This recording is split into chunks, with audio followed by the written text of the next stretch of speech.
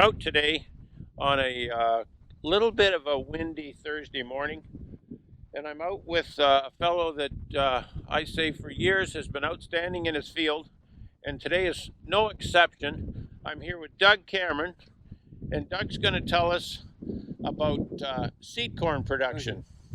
How are you, Doug? I'm fine, as good morning. Yes, I'm going to talk to you this morning about seed corn production, and we're standing in a seed corn field right now. It's about a 50-acre piece, and it's grown for Pioneer. And I'm going to explain the what work is involved in the growing of this crop. Uh, if you notice on the camera, if you look across the field, you'll see two different colors of corn. One's a dark green color, and every fourth row is a lighter green. And seed corn is made up of two types of corn. The female, which in this case is 4 rows of dark green, and the male, which produces the pollen, is the lighter green seed. And we plant this same time as regular corn, first part of May. And in this particular field, the male corn is planted, they call it a double delay. It's planted twice. We'll plant the female corn, and then we'll go in there 90 heat units later, plant the first male seed, and then 40 heat units after that, plant the second male. So it means that we have to plant this field 3 times to get a crop. That makes sense. So, how do you know which row is the first male and which one's the second? Okay, on every seed corn field, we plant a perimeter of 8 male rows around the entire field. And for the last several years, we've all been using Auto steer. GPS auto steer, and that's almost a necessity when you have a double delayed male, because each one of these male rows, these light male rows, there's actually 2 rows of corn there. They're only about an inch apart, inch and a half apart. Oh, there's 2 rows of male in that spot? There are 2 rows of male corn there. Yes. Oh, okay. There are 2 rows, and with GPS, we just offset the planter by an inch or 2, and that way we don't disturb the first seed that we planted 3 days earlier. So, this plant could be 40 heat units older. Yes, yes. Now 40 heat units isn't very much, and you probably can't tell the difference, but the reason for that is to give the pollination season a few extra days longer.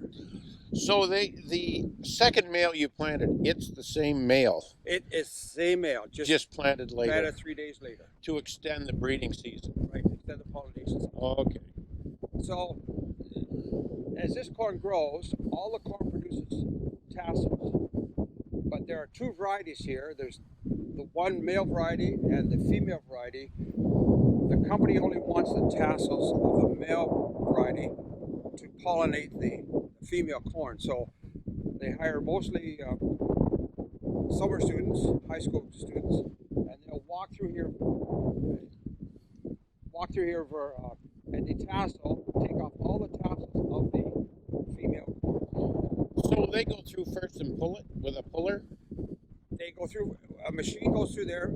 There's 2 machines, a puller and a cutter. And the cutter is just like a lawnmower with the lawnmower blades that cut it off. And then the puller has got rubber wheels that will grab the tassel and pull it up. And so the walking crew walk through here following those 2 operations and get the ones they missed.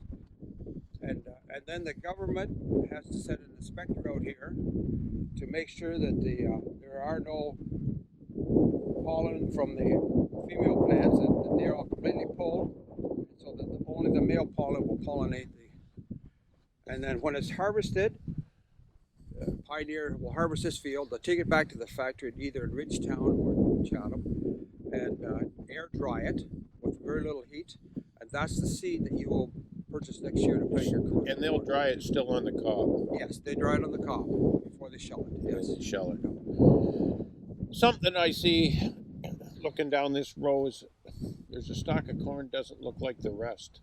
So they'll have to get a crew go through here, take out the rogues. Rogues, yeah, that's called roguing, and there are the odd stock that the odd seed gets in there that produces the wrong pollen, and they have to be pulled out, and they do that as well. That's another trip. That's another trip. Yeah, there's to grow a crop of seed corn, you're probably taking 6 to 8 trips over the field. There's 3 planting trips, not accounting the working in the ground and the spraying. Altogether, it's probably close to 12 trips over the field. That the farmer does. That the farmer does. And then the company has roguing, cutting, pulling, detasseling, and they could have to detassel this. Would they get it in one go? Yes. But they have to come back more than once because it doesn't produce tassels. Even though it's planted the same day, it doesn't produce tassels evenly. So the detasseling crew will come back. Well, the pullers will come back in here probably twice, and then the detasseling crews will come in here probably at least twice, maybe 3 times, depending on how much variation there is in the tasseling. So what we're trying to emphasize today is the amount of work that goes into a lot of work. But having said that, the farmer doesn't have to pay for harvesting or trucking. The company harvests it and trucks it and dries it. So it's a very busy spring up to this time of year. But after that, you get the golf clubs out now. Yes. Yesterday I had the golf clubs out. Yesterday I did. I thought you'd enjoy that, Doug. The other thought I had, let's talk about fertility and chemicals and spray and rotation. Rotation for seed corn is the same as commercial corn. You're not allowed to grow corn on corn, but you can grow corn, beans, corn. You can grow seed corn on any ground that wasn't produced corn land, hadn't produced corn land. Fertilizer, I put down about 165 pounds of fertilizer, starter fertilizer with a planter, and prior to that, I broadcast some urea, some low-release urea for. Because you wouldn't side dress this field. No, and the difference between seed corn and commercial corn is this corn is harvested probably in August. As soon as the ear forms, they get down to a certain percent of moisture. Where commercial corn, that last month, the last 3 or 4 weeks, that puts the weight on the corn, and that's where that's where the extra bushels come from. But we're not concerned so much about drying in the seed corn industry. The other thing I have farmers talk about all the time, and that is isolation. What about isolation? Isolation is a big thing in seed corn. There has to be a minimum of 650 feet between the exterior of your seed corn field and any other commercial corn, and 1,300 feet isolation around the field. And that does create problems because some of these households grow a garden. I was just going to say, I live across the road and I want to plant 27 sweet corn plants. Is that a problem? Yes, it is.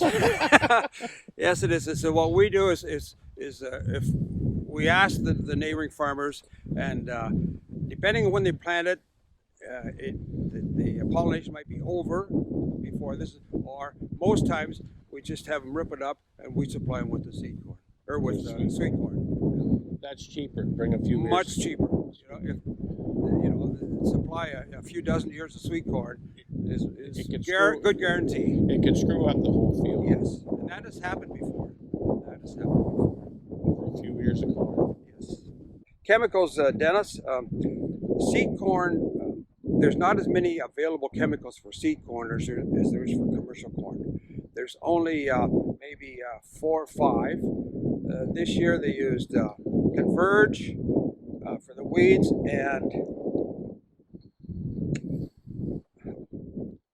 I can't recall the grass herbicide right now, but it's very critical, the timing. Last year we used a chemical called Shield in a field right across the road from here, and it turned that corn as white as snow. and we didn't know whether it was going to survive or not, but it did. It pulled through. But we can't use that chemical anymore. It's too dangerous. No, it's not compatible. Well, okay. This field's looking pretty good. It is a good field. It is a good field. We got this in fairly early. It germinated uniformly. It's had a nice rain when needed, and we're hoping that it's going to be a decent yield. And with the heat, it's going to really turn on. Yes, it will really, because there's moisture in the ground, and it will really pop. Like in the next 3 weeks, this corn will triple in size. Yes, they say you can hear it growing at nighttime. Because they'll be in here, excuse me, detasseling about the 15th or 20th of July. It varies, but that mid-July is a good average time. As soon as it gets hot.